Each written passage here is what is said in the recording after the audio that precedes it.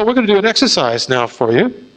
We're going to put you in pairs, and you are all going to have, we'll do 2 rounds where one of you will be a coach, and one of you will be a coachee. Get a chance to practice the ask, don't tell skill. Here's the coaching topic that we invite you to bring to your coaching conversation when you are coachee. What's the greatest change challenge that I presently face at work? And if you wanted, you could even get some coaching in the moment. You could even refine that to say something like, what's your greatest change challenge to bring coaching, internal coaches into my organization? Use this coaching conversation as the coachee to think that through for yourself. That's a possibility. You can bring any topic that you want to this coaching conversation. If you're going to share sensitive personal information, get agreement from your coach in the moment to keep that confidential. Share only what you're comfortable sharing. So how do you ask powerful, open questions? Because that's what ask, don't tell. In the ask, don't tell exercise, we're going to ask that you not give advice, ask leading questions, give suggestions. We're going to ask you to do nothing but ask, don't tell. Ask powerful, open questions. What do you think? This is a really powerful question. What do you think? How do you know that? What's different this time? Why do you want to do that? Man, these are short questions, aren't they? Hard to believe you get paid so much money for asking silly little questions like that. But they are powerful, enormously powerful, and very, very effective. So practice using short questions, and practice giving the person who's you're coaching a chance to think it through. Don't rush in with a question. Let them flow through the process.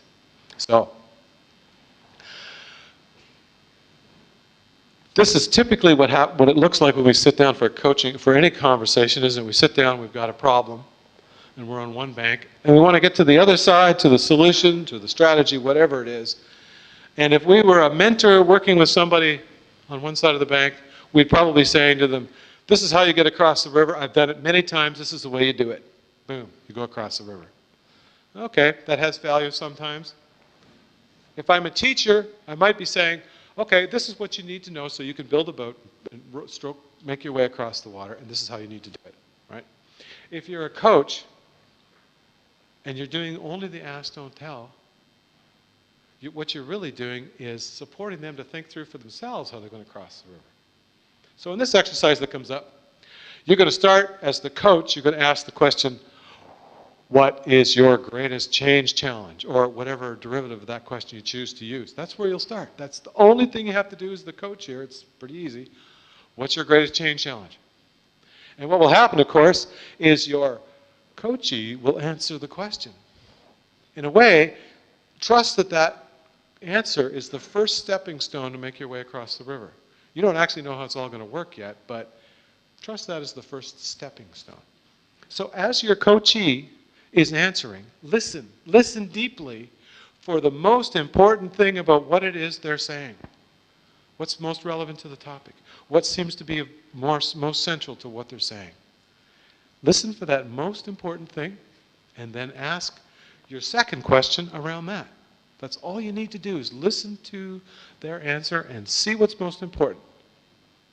Now, what happens for most of us when we're in this situation is we're thinking, oh, here's how we're going to solve the problem. And we're thinking about solutions and solving the problem rather than really listening to what they're saying and really asking questions about the most important thing. So you'll ask the second question, they'll create the second stepping stone, and that process will take you eventually across the river. The person will figure out for themselves in the course of your questions and all the thinking that's stimulated by your questions, they'll make their way across the bank to the other bank and their solution.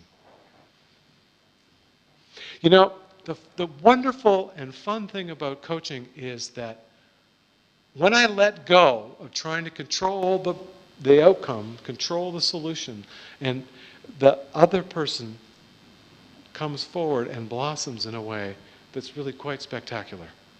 It really, when we get a chance to be heard, to think for ourselves and be witnessed by somebody else, we do wonderful work as human beings. And it's the power of coaching that when we're present with somebody else and ask the open questions and give them space and time, and we believe they can create the solutions, they do.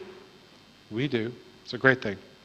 So you're going to get a very short, snappy demo up here. 2 professional master coaches. I hope we can do this right, Bill. I'm always a little nervous about coaching in front of a room, but okay. Are you willing? I'm willing. All right, Bill. So, everybody's attention? So what you're going to see is a very short demonstration of using the questions. Powerful, open questions. I'm going to listen for the most interesting thing Bill just said, and I'm just going to ask him a question about that. Are you ready, Bill? Yes. Yes, I'm ready. Bill, what's your greatest change challenge? Chris, that's a great question. Right now, my biggest issue is my coaching practice seems to be very fragmented, and I just don't understand why. What do you mean by fragmented?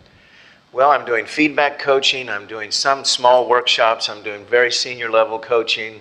I'm traveling around Asia and Europe, and I just seem to be pulling in all different kinds of directions, and I really want to try to figure out how to put that closer together.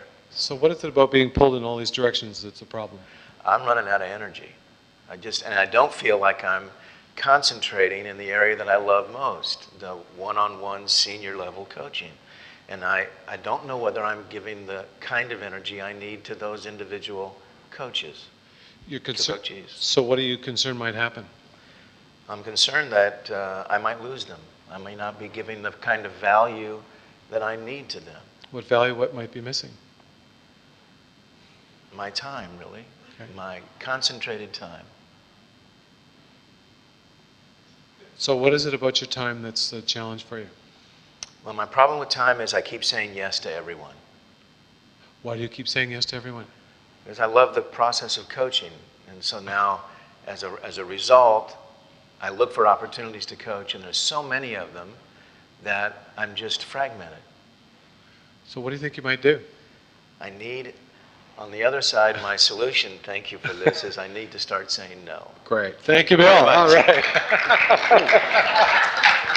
Help me through the problem. So I just followed. I didn't do anything magical there, folks. It's just what, why, how. And Bill laid the stones and found his way across the river. He found the answer, just came up in one of his questions. I didn't know it was coming. I just followed him. I didn't lead him. So that's